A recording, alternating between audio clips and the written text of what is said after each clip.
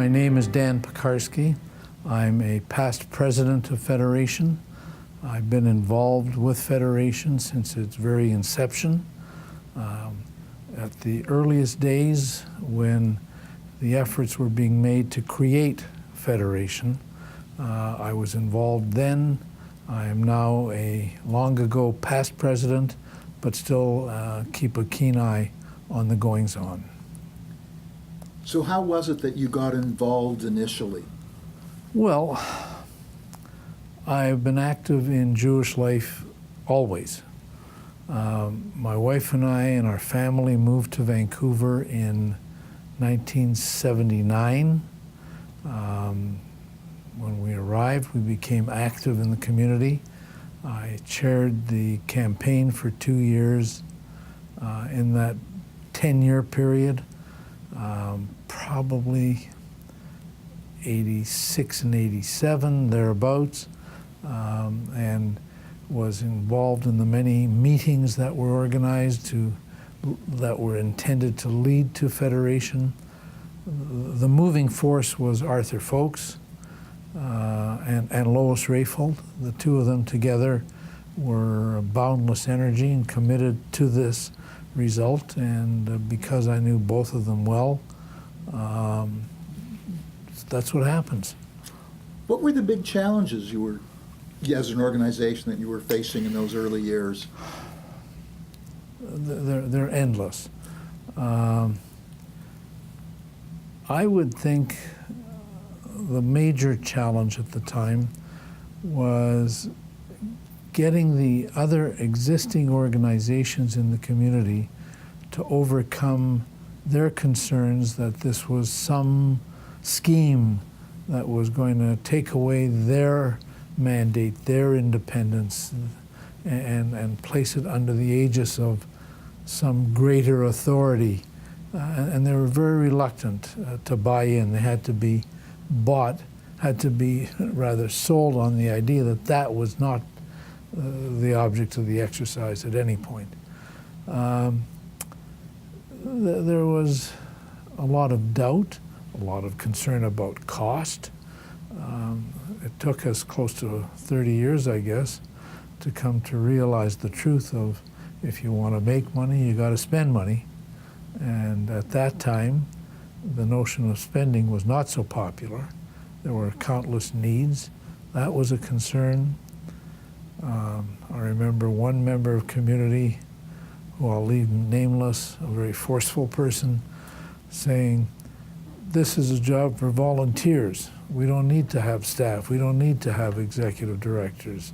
We did it all ourselves." And there was truth in that. There was much truth in that, except you can't do it on a volunteer basis. So if I have to reduce it to one thing, the absence of experience made the road much steeper to get buy-in. So as you went down this road, difficult as it was, there must have been some milestones along the way, achievement-wise, or even new challenges that arose. Can you talk to us about any specifics there that come to mind? Well, as I said earlier, overcoming the doubt, the apprehension on the part of existing organizations. The fact was that was a very time-consuming, very lengthy process, an exhausting process. I do remember one exercise. We didn't really know, we probably still don't know, who all make up the Jewish community in Vancouver. And we had this notion of getting each organization to put a list of names in the pot of everybody in their organization, members, donors, participants, and create a master list that would not have any affiliation anywhere in it. It couldn't be identified what the source of the name was, but to get a sense of who was all here and share it with everybody. Not a chance. It's doubt. No, the lack of trust. That was the biggest hurdle. Right. Was there a point in time where you noticed that starting to change?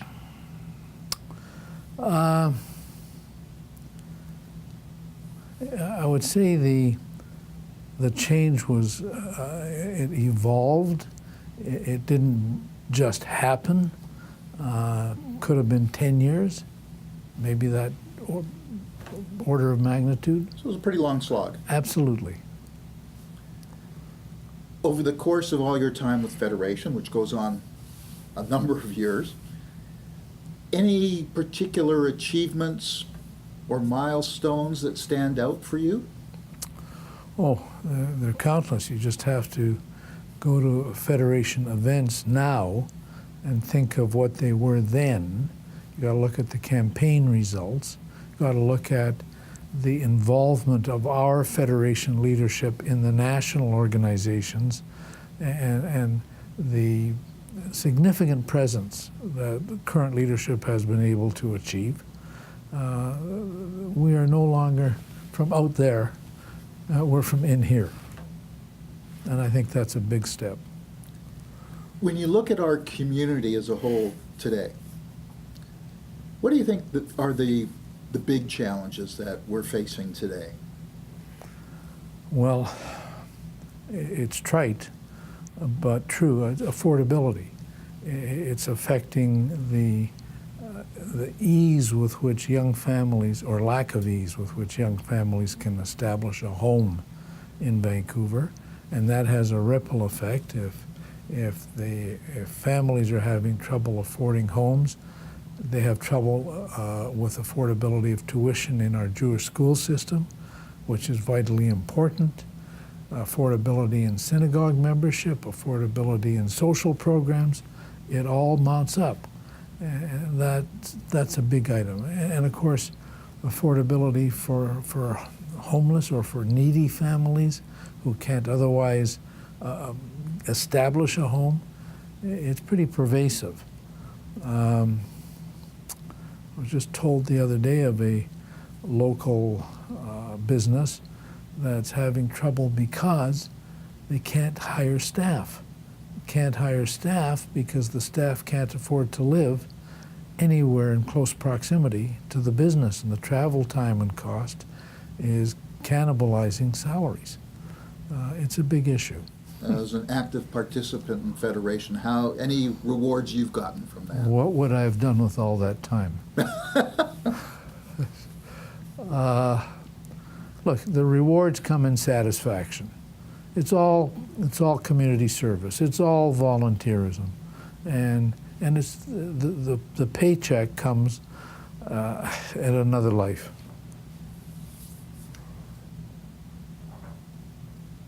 Federation, obviously, you're passionate about it. Can you maybe share with us why you think Federation is so important? Well, I think the results speak for themselves, the campaign results. I'm not certain, but I, as memory serves me, in the late 80s, at the time Federation was formed, I think campaign raised about $3.5 or $3.8 million, thereabouts, and that was considered really good work. It's much higher than that now. The endowment fund has grown fantastically. I still sit on the investment committee of the board of the endowment, and it's really gratifying to see that growth and to see it established as the base for long-term sustaining of the community. Programmatically, much more ambitious, much more successful. The programming and planning and that role within the Federation structure has been very active and very successful. The whole plan is proven to be true. Is there anything else that you would like to share with us? Any old memories, events? Well, some of the experiences on the missions that we had, hugely successful. The personal connection. I remember one mission in particular where we were at Auschwitz, and two of our rabbis were on the mission with us. The from opposite ends of the spectrum of rabbinical orthodoxy or non-orthodoxy. And it was a fascinating thing to watch develop and grow, how in Auschwitz and in the museum these two men came together and hugged each other and grasped each other. And believe me, I don't think we would have seen that in the ordinary course of life in the local community. It was a contribution to strength. We've had the occasion to have really world-class speakers. Elie Wiesel being here a few times, high watermark, just a very high watermark. That type of growth to reach a different plateau of involvement. And as I said earlier, recognition at the national tables as a meaningful voice. That's a very refreshing thing to see happen.